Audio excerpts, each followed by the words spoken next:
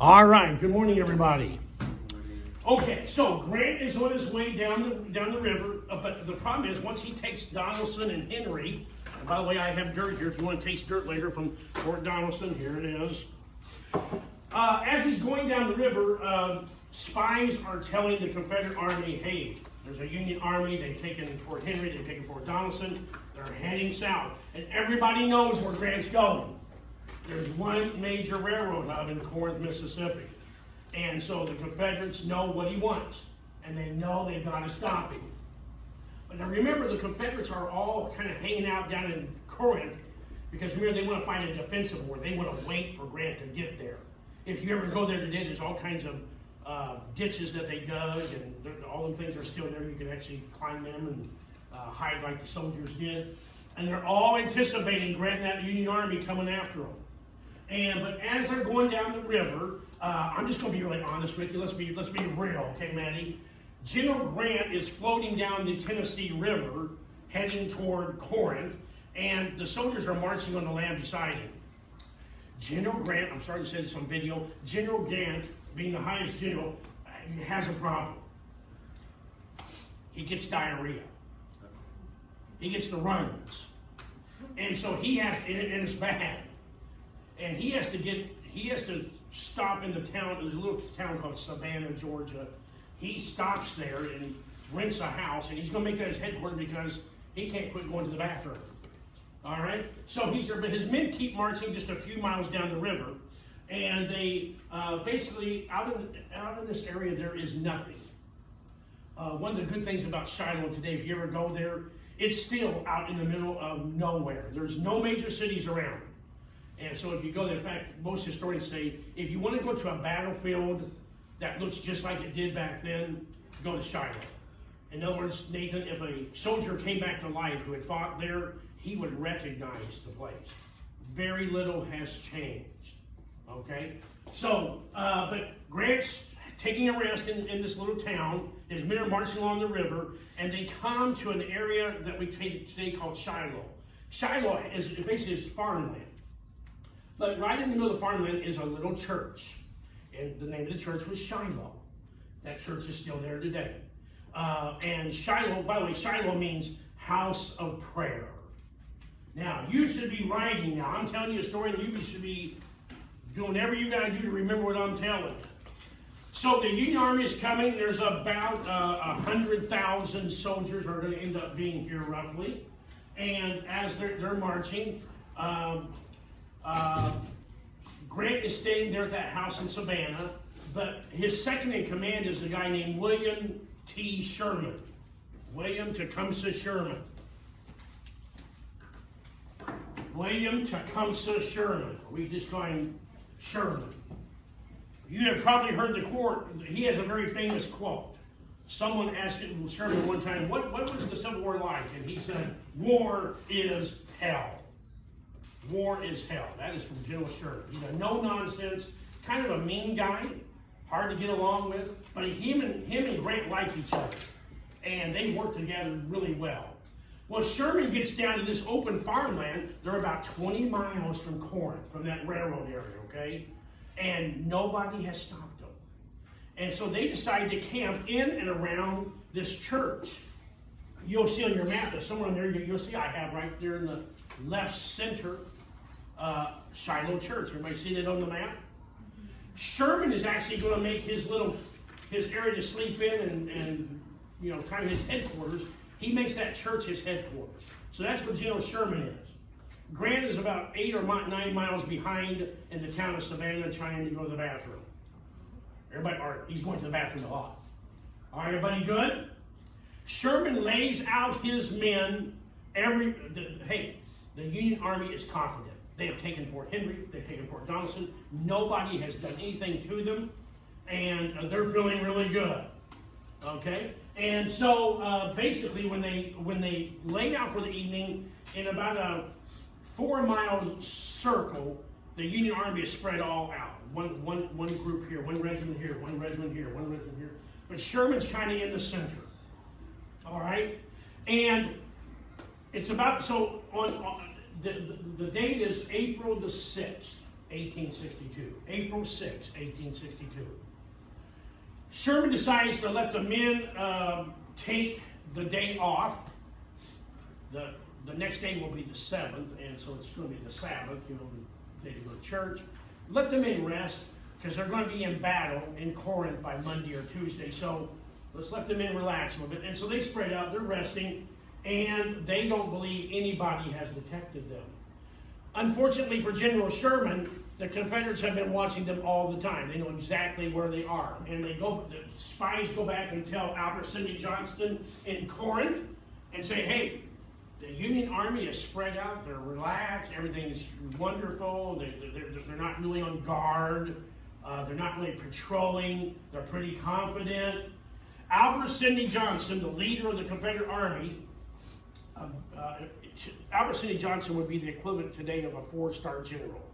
His men loved him. They adored him. He was a really nice guy. People were willing to do almost anything for him. Well respected. Albert Sidney Johnston decides, forget this defensive warfare. Let's sneak out of Corinth tonight and let's go up and surround the Union Army and surprise them the next morning. It's April the 5th right now. On April the 6th, when the sun comes up, we will attack them. We will be the aggressors. It's a good plan.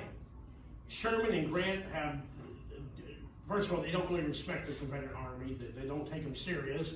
And they're overconfident. And so they're not sending patrols out, and they're not doing the things that you should do.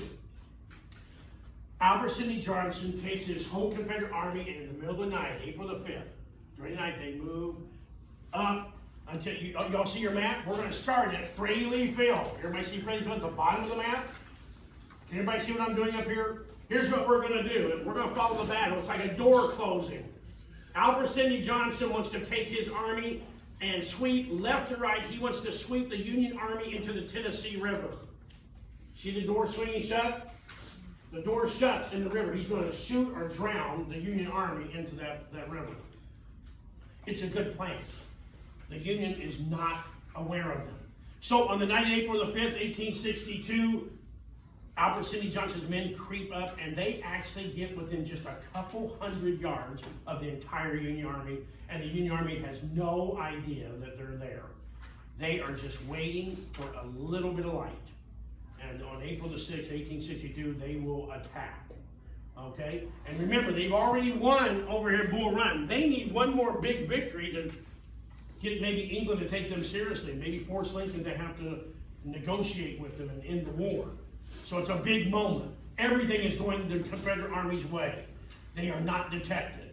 On that morning, about 3 o'clock in the morning, right down here, you see where it says Fraley Field? You see my red arrows right above it? There was a regiment there that were camped out. And they were under the command of a guy named Colonel Prentiss. P-R-E-N-T-I-S-S. Prentiss. Colonel Prentiss. That evening, Colonel Prentiss is bothered by something. Several times during the night, he keeps hearing like clanking and banging, and sometimes maybe you're hearing a horse make noise. And he can't figure that noise. It sounds like metal and things moving around, and he's like, "What's going on?" He goes up and he goes over to Shiloh Church about a mile away, and he wakes Sherman up, who is not happy. And he says, "Hey, General Sherman, I keep hearing something out there. There's something going on. Maybe we need to put guys." Sherman won't have it. He said, "Don't be a coward. Go back, and there's nobody out there." Prentiss goes back. He lays down. Around 4 o'clock, he's hearing more of these noises. He goes back to Sherman. This time, Sherman tells him, "There's nobody out there. The Confederates are in Corinth, and if you come back here, I'm going to shoot you. But if you're that worried about it, take a few men and ride out and go look around. But don't bother me." So Prentiss goes back. He's still hearing those sounds. So finally, about 5 a.m., Prentiss gets him and 4 or 5 other soldiers. They get on their horses, and those red arrows, they go down to right where you see the line just above where it says Fraley Field, right on the edge of the field. And basically that's all wooded. All that red, where those red arrows are at, this is all wooded. But when you get to Franny Field, it's a big cotton field. Okay? Well, the sun is starting to get light. And Prentice is the men right to the woods, and they just come out into the top part of Franny Field, and they literally, within maybe 100 yards of each other, they run into the entire Confederate army who are coming at them in waves. Just marching, and that's what he's been hearing. And he is just totally shocked. And his men are shocked. And so what he does is, there's shots fired. And then him and his men start racing back. Well, but unfortunately, since shots were fired, the whole Confederate army is now like a giant tidal wave, is now going up, and is going to start turning. And now they don't actually start turning until they get to Shiloh Church. When you get to Shiloh Church, that's when the Confederates will swing hard to close the door. Okay? Colonel Prentice and his men just barely get back into their area, but the Confederates are right behind them. After the battle, many Union soldiers were found dead, shot or stabbed to death, bayoneted to death, still laying in their tents. Some men were just starting fires to make breakfast and were found laying over where they were trying to cook breakfast. This initial wave caught the outskirts of the Union Army. They didn't even have a chance. They were killed before they even knew what was happening. Is everybody with me? So the Confederates are now sweeping, all right? And as they're going down, they're going to go, you all see where it says Raised Field? Raised Field kind of goes like this. If you're standing on this end of Raised Field, watch me everybody. Raised Field kind of goes like this. There's a creek, Raised Creek, and then you come up to Shiloh Church. Big open field. By now, Sherman is beginning to hear what sounds like rifles firing. And it isn't long, within a few minutes, that Union soldiers, folks, the Union is so caught off guard, their soldiers are not able to even stop and make a line and fight. They are running, and that's exactly what Albert Sidney Johnston wants them to do. Start running, and then start forcing them left to right. Sweep them into the Tennessee River. Make sense to you? And so far, it's working perfectly. The Union soldiers are scared. It's barely light. They can't see what's going on. They're running for their lives. And basically everybody's doing what's natural. Run to wherever General Sherman's at. He'll know what to do. So everybody's kind of heading that way.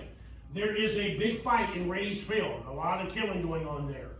As they cross Raised Field, Sherman has now come out of the church. He's looking around trying to figure out what is going on. He recognizes as Union soldiers are running to him, he can see the Confederates are in that field and coming toward him in waves. And basically, Sherman begins to give orders. As he's raising his hand, Tyler, to give orders, a Confederate bullet goes in his hand and out the other side. So he is wounded. But he can't leave the field because his men are in an utter panic. Okay? So again, now the sun is pretty much up by 6 o'clock or so. But the problem at first is Sherman cannot get his Union soldiers to stop running. Hundreds and hundreds are just running right by him. They won't stop. They are scared to death. But unfortunately, they're running right into a trap. That's exactly what the Confederates want them to do. Keep running and push them as they're running, like herding cattle, herd them toward the river where he can drown them and shoot them. Okay? So Sherman is there. Sherman then now has to start chasing after his men and trying to get order. Imagine thousands of men are all running, and once one guy starts running, everybody kind of follows him, right? And so off they go. You'll notice now Sherman and his men are actually turning slightly right. And I didn't tell you, y'all see at the top of the paper it says Grant's headquarters. Well, Grant's not there right at the very beginning of the battle. He'll be there in a little bit, but they have set up a headquarters area for him. If you go to Shiloh today, there's an actual marker that shows you where General Grant had his tent. That's there. It's actually it's actually right in the middle of the cemetery, the soldiers' cemetery there today. Anyway, the men know that Grant's going to be there, and all the other main officers are going to be there. Sherman's the only one that's way out in the field with the men. So everybody instinctively says, run toward Grant. And so what they're really doing is they're running right into a trap. That's exactly what Albert Sidney Johnston wants them to do. They're actually helping him by running. Sherman is chasing after his men. There's some hand-to-hand combat. The Confederates are now catching up with the Union soldiers at a place called Oak Pond. Oak Pond is about maybe the size of this room. It's a little bitty spring-fed pond. It's still there today. It's very marshy. But now people are grabbing each other and hitting each other and stabbing each other. There's some hand-to-hand combat, but most of the men are still running. They are not fighting, Nathan. They are running for their lives. What we call the long blue line. Folks, everybody talked about the long blue line. That's the Union soldiers. They all wear Union coats, are colored blue. So long blue line. So Oak Pond. Now, as you see, what's the next thing as we move from the Oak Pond, everybody? Duncan Field. If you ever go to Shiloh today, I recommend that you stop at Duncan Field. It doesn't look like anything today, but if you look up here, you see where it says Oak Pond? So after you leave Oak Pond, there's a little bit more wood there, but then you come into this farmer's field called Duncan Field. It's basically like this. It goes like this.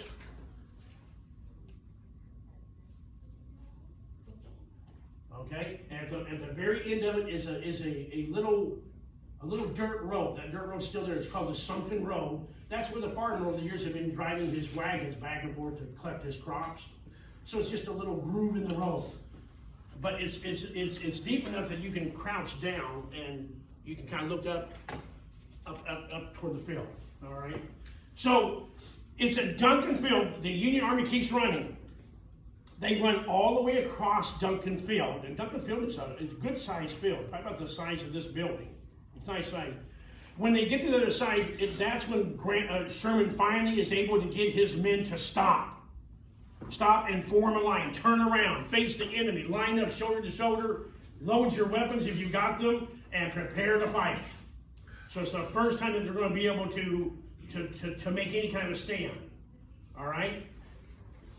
Sherman doesn't know how many Confederates are out there, but if he doesn't get his men to stop, within an hour or maybe 2 hours at the most, they're going to all be in the Tennessee River. So what happens at Duncan Field is probably one of the most important things that happens in the Battle of Shiloh. Sherman buys time, because not everybody stopped running. A lot of the soldiers kept running to Grant's headquarters, and they report what's going on. So somebody at the headquarters is telegraphing Grant and saying, hey, the enemy is attacking us. So Grant's going to send more men. But Sherman is buying time. Am I making sense, everybody? At a place called Duncan Field. So his men get lined up on the Sunken Road. I've got some dirt if you want to taste some dirt here. Here I got Fraley Field. Wrong place. Duncan Field. Here's Duncan Field. Whenever I go, I'm going to try not to cry today. I'm going to try not to. Every time I go to Shiloh, I always stand in Duncan Field. It is said after the battle that there were so many men dead that you could literally walk on one body, on another body, on another body. Basically, for about 4 hours, the Union line holds on the Sunken Road. Sherman has his long blue line turned around, and here's what we know. 11 times that morning, Sherman's men, 11 times the Confederates marched across that field, and when they got, again, if you all look up here real quick, as they're marching across the field, they get to that high point, right? Right when they get to that high point, the soldiers down on the Sunken Road can see them, and they just blast them, okay? And 11 times, over about 4 hours, the Confederates tried and could not break the line. But as time goes on, more and more Confederates are showing up, and the pressure is building. How long can Sherman hold? How long can he hold?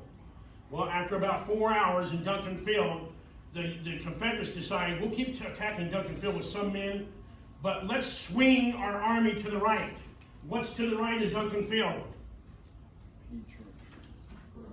The Hornet's Nest. The Hornet's Nest is that same grooved little wagon road.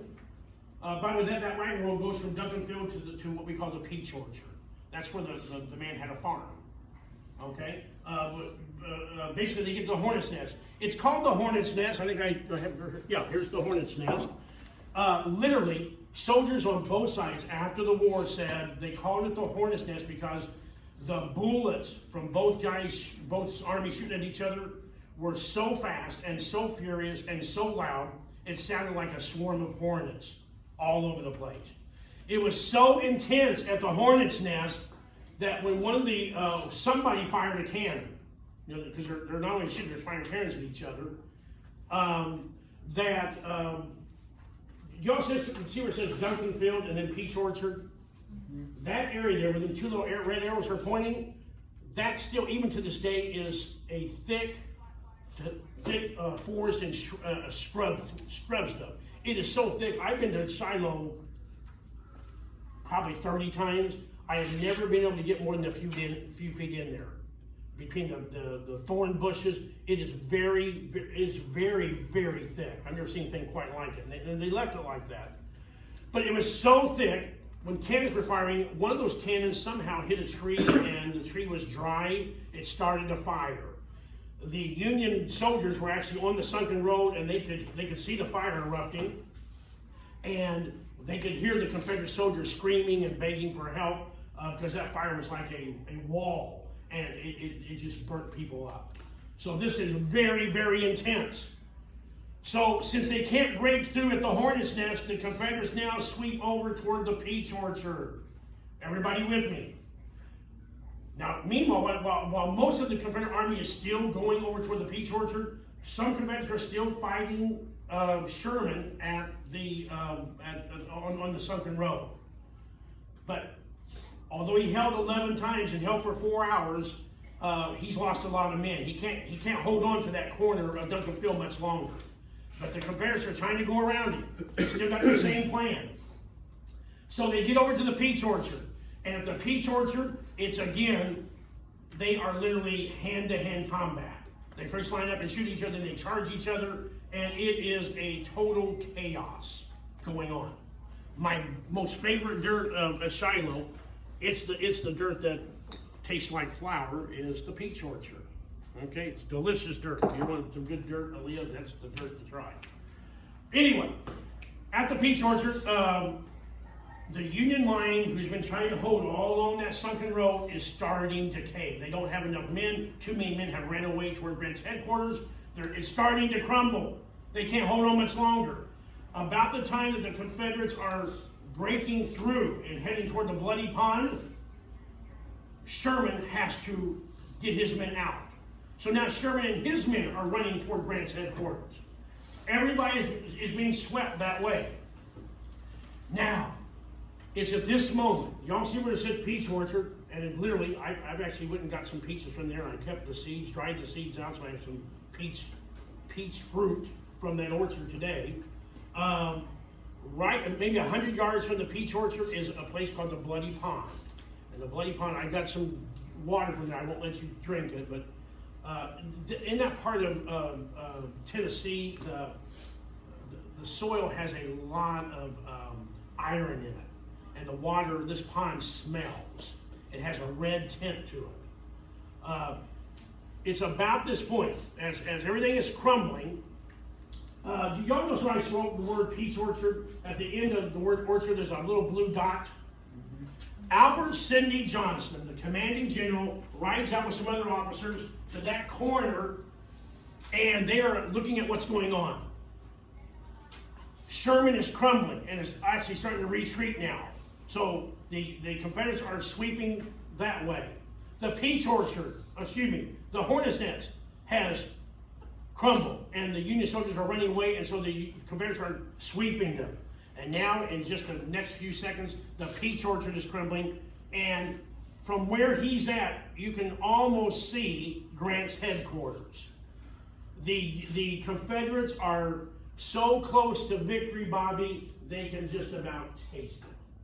Everything has worked perfectly. The Union army is actually even helping them, except for the fact that Sherman held for 4 hours, 11 times at Duncan Field. Everything has worked well. Albert Sidney Johnston comes out with his officers. They're watching. There's a big oak tree right there by it. If you go there today, there's a marker. And all of a sudden, as they're on their horses, trying to figure out what they're going to do next, at this wonderful moment where everything is working their way, suddenly Albert Sidney Johnston, sitting on that horse, goes, "Ow!" And one of the officers checks, and a bullet he had a tall boots on. A bullet had just barely nicked his skin and the top of the boot. Whew, close call. Everybody looks back out for what's going on at the peach orchard. About a minute later, all of a sudden they hear a noise, and Albert Sidney Johnson is laying on the ground. The officers jump off their horses. They go to check. He has no wounds on him. Everything looks good. They know about that one nick. Well, they grab that boot, they pull it off, and out gushes blood everywhere. What that bullet did was, it actually hit the boot, but it deflected, and it hit on the back of your leg is the main artery. And he is bled out in about a minute. He is dead. And the Confederates are stunned. Now, JT, I believe that moment is the God moment. That is the God moment. The Confederates are close to a second victory and may force Lincoln to allow slavery to continue in our nation. Everything has went well. Everything is collapsing for the Union. They've done everything wrong except for that stand at Duncan Field. And now, so close they can see Grant's headquarters. And suddenly, one of those little circular balls that I showed you has appeared to nick, but it actually cut the artery inside the back of that leg. And the highest ranking, and by the way, Albert Sidney Johnson will be the highest ranking general in the Civil War to die. So think of him as a 4-star general. Nobody of that rank higher than that ever died in the Civil War as far as officers are concerned. So Albert Sidney Johnson is dead, and the officers are stunned. In fact, word starts spreading down the line from the peach orchard all the way going back to Duncan Field. Johnston's dead. Johnston's dead. And the Confederates kind of, the Union Army is still racing toward Grant's headquarters.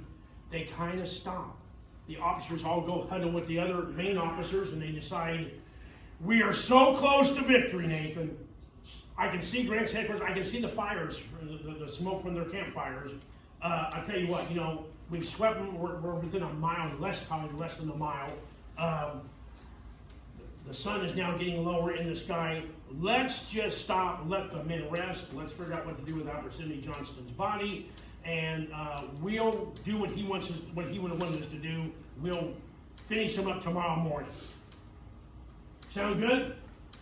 Well, unfortunately for the Confederates, not only do they have to get Albert Sidney Johnson's body out and send it back to Corinth, but late in the day, as the sun is just about gone, there comes this incredible monsoon rain. It rains, and it rains, and it rains all night. I mean, it gushes. In fact, there's a marker today if you go to Shiloh. General Grant later wrote in his memoirs that when he got there, it was raining so bad that they couldn't keep the tent roofs from collapsing. So he basically took his big hat that he wears, and he got against a tree, and he just put his hat down, and he just sat there all night waiting. But what he had done while he's waiting, he has telegraphed. He's used the telegraph, and he's telegraphed that he needs help, he's in trouble, send more Union troops. And all through the night, thousands of more Union troops are arriving. Finally, just about sunrise, it quits raining. The Confederates have been hunkered down waiting, kind of discouraged, or excited they're about ready to win the battle, but discouraged that they lost their beloved leader. And when the sun gets up, everybody kind of gets ready to start fighting. But when they start fighting, they suddenly realize very quickly that these are fresh troops. These are not the same guys we were fighting yesterday. And instead of being able to push, get closer to Grant's headquarters, suddenly the Confederates find themselves, the door is now swinging the opposite way. And as the day progresses, the Union Army pushes them back over the bloody pond, the peach orchard. Everything's in reverse now. By the end of the day, the Confederates are on a dead run running back to Corinth. It has turned out to be an absolute and total disaster. All right, everybody, good. So let's talk about what we know about Shiloh. Folks, when word gets out a little bit later about the casualties at Shiloh, the nation as a whole, Bull Run was kind of bad, but at Shiloh there is a sudden realization for sure in everybody on both sides that this is going to be a bloody bloody conflict, and it's not going to end real quick. And here's what we know. So when all the dust settles, let me get my notes.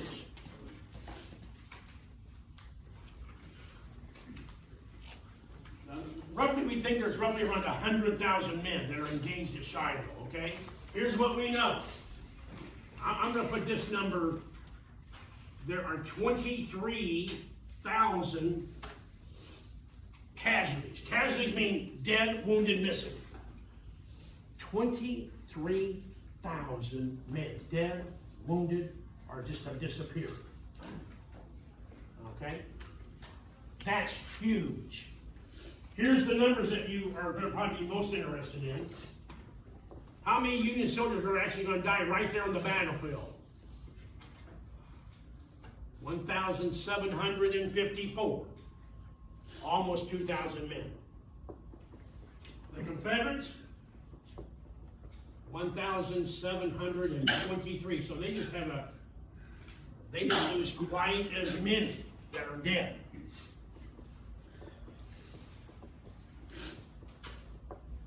And I can tell you right now, I'm just going to put this little thing here for you. You have to know those two numbers at Shiloh. In your essay and on the test, you are going to need to know those numbers.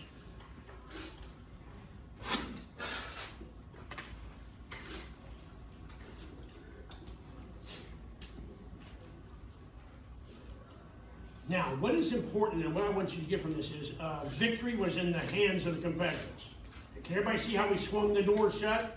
And then at the very last moment, I believe God intervened because the Union was going to lose that battle.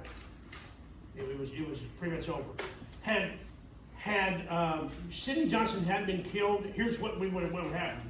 All those guys would have been, thousands of Union soldiers would have been trying to swim across the Tennessee River. By the way, have you ever been to that? Anybody been to Shiloh? You need to go. At that place, the river is about almost 1 mile wide. It's very fast. Okay, so you're going to drown. But the Confederates were going to just sit there and shoot them in the water. It would have been an unbelievable massacre. And they were heading that way. Okay? But thankfully for General Sherman, that long blue line, I use that in my essay writing, that long blue line held for 4 hours, giving Grant time to start asking for more soldiers to be brought to Shiloh. Very, very important.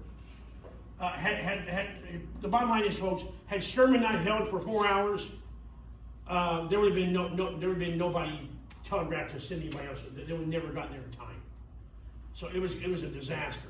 So Lincoln, for the moment, doesn't have to worry about suing for peace. He's got a huge win, and for the first time, he's hearing about someone that he's not familiar with. See, out on the East Coast, people like Irwin McDowell and people like that you're going to meet, they're considered the very best officers. This guy here, Grant, he doesn't know much about. In fact, Lincoln actually starts asking, who is this guy, Grant? I mean, he could have ran. He could have surrendered, but he got more reinforcements and he stood there and he fought and he started pushing them back. Who is this guy? And we're going to find out more about him as we go on. General Grant. All right, are there any questions?